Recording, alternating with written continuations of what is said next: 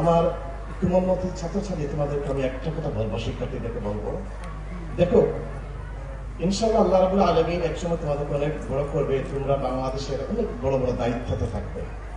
তোমরা এই জিনিসটা কখনো বলো না, তোমাদের শিক্ষকদেরকে কখনো বলো না যারা তোমাদেরকে কখনো শিক্ষা দিয়েছে।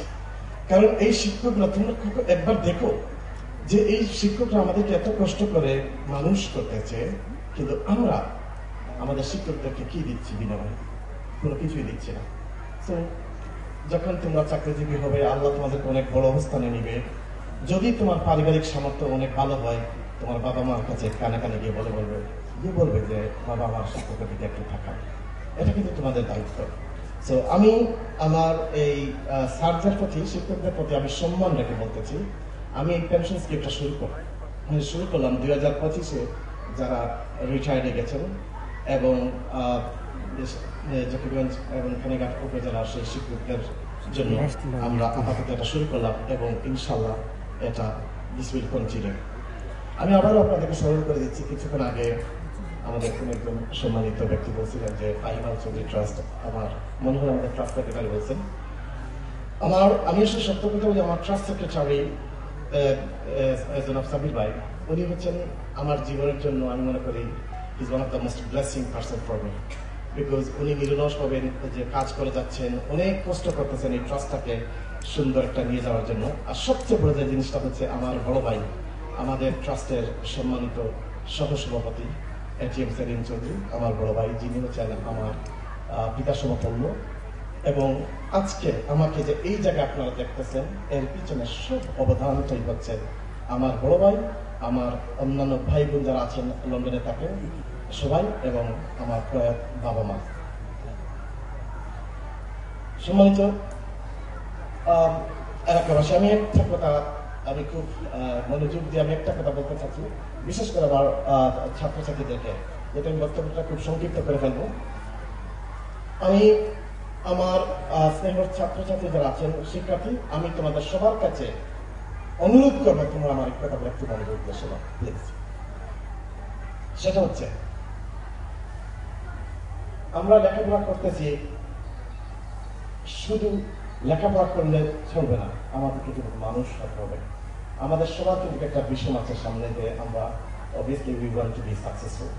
So if you want to be successful, কিভাবে তোমাকে তোমার জীবনটা সাকসেসফুল, সেই কাহিনীটা তুমি আমার জীবন থেকে শুনে নাও। আমার অনেক সময় বলা হয় ফাহিম আল চৌধুরী ট্রাস্ট 2002 থেকে কাজ করতেছে। ফাহিম আল চৌধুরী আগে পার্সন 2002 থেকে কাজ, এই 2002টা কেন? 2002টা হচ্ছে এই সময় আমার বাবা মারা যায়, 12 আগস্ট 2002-তে আমার বাবা মারা যায়। আমি ছোট একটা শিশু ছিলাম। এরপরে হচ্ছে আমি আমার বাবার এই কাজগুলা কন্টিনিউ করে যাচ্ছি। আমার বাবা ওনার শব্দ অনুযায়ী সবসময় এলাকার মানুষের জন্য, গরিব অসহায় মানুষের জন্য কাজ করে দেখেন। প্রিয় শিক্ষার্থীরা, আমি তোমাদেরকে বলি, সাকসেস, আমার জীবনের সাকসেস স্টোরি, আমার জীবনের সাকসেস স্টোরিটা হচ্ছে আমার ভাইয়া বাবা মা। আমার মা 2002 সালে আমার বাবা যখন মারা যায়, তখন আমার মা মোটামুটি সুস্থ ছিল। 2004-এ আমার মা অনেক আস্তে আস্তে অসুস্থ হয়ে পড়ে। আর আমার যে অন্যান্য যে ভাই বোনরা আছে, যে all preoccupied with their career, family, business, everybody is independent, শুধু আমি ছাড়া। তো আমি ছোটখাটো ব্যবসা করতাম, আমি রিয়েল এস্টেটে ছিলাম, ছোটখাটো ব্যবসা করতাম, খুব বড় আকারে কোনো ব্যবসা না। তো আস্তে আস্তে দেখা যাচ্ছে কি, একটা সময় আমার মার অসুস্থতা এমন আকারে হয়ে গেছে যে আমার মা ফুলি ডিপেন্ডেন্ট হয়ে গেছেন আমার উপরে। তো I have dedicated my entire life for my mom. আমি পুরো আমার জীবনটাকে উৎসর্গ করতে চাচ্ছিলাম আমার মায়ের জন্য। তো আমি কি করতাম, আমার মায়ের সাথে, যেমন আমার ছোটবেলা দুই একটা এক্সপিরিয়েন্স আমি শেয়ার করি, যেটা আমার আম্মু আব্বু যখন ছিল তখন ওনারা যখন ঘুমাতো, ওনাদের পায়ের মধ্যে তেল মালিশ করতাম, আমি ওনাদেরকে ঘুম পাড়াতাম, এইগুলো করতাম ছোটবেলা। আম্মুকে হেল্প করতাম রান্নাতে, মানে অনেকটা লাইক একটা মেয়েদের মতো নারী, একবারের মতো অনেক হেল্প করে এগুলো করতাম। তো আমি আমার খুব স্বার্থপরী ছিলাম একটা জায়গায়। আমার মা যখনই আমার মা খুবই ধার্মিক ছিলেন, খুবই আল্লাহভীরু ছিলেন। উনি লন্ডনের মতো জায়গায় ওনার জীবনে কোনোদিন ঘর থেকে বাইর হন না, কোথাও যান না।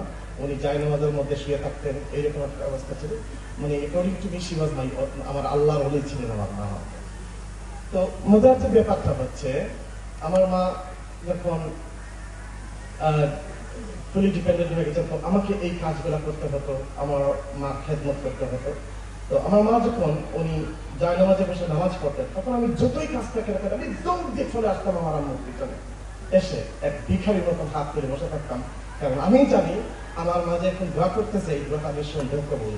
আমাকে যদি সামনে দেখি, আমার আল্লাহ সেই দোয়া কবুল করবে। কারণ আল্লাহ রাব্বুল আলামিন উনি নিজে বলতে যে আমি বাবা মা এবং সন্তানের মধ্যে দোয়ার মধ্যে আমি কোনো ধরনের দেওয়াল রাখি নাই।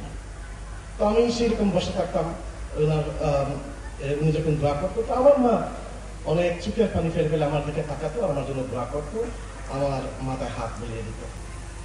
আমরা যেন মানুষের সাথে কখনো জুলুম না করি, আল্লাহ বাস্তে সে যে দলের মতো করুক না কেন, আমরা কিন্তু একই এলাকার মানুষ। এই এলাকায় আমরা, আমাদের জন্ম, এই এলাকায় আমরা থাকি, এই এলাকা হচ্ছে আমাদের এলাকা, আমাদের মাতৃভূমি। আল্লাহ বাস্তে যেন কে কোন দল করলো না করলে ওনার দিকে আল্লাহ বাস্তে আমরা যেন না থাকাই।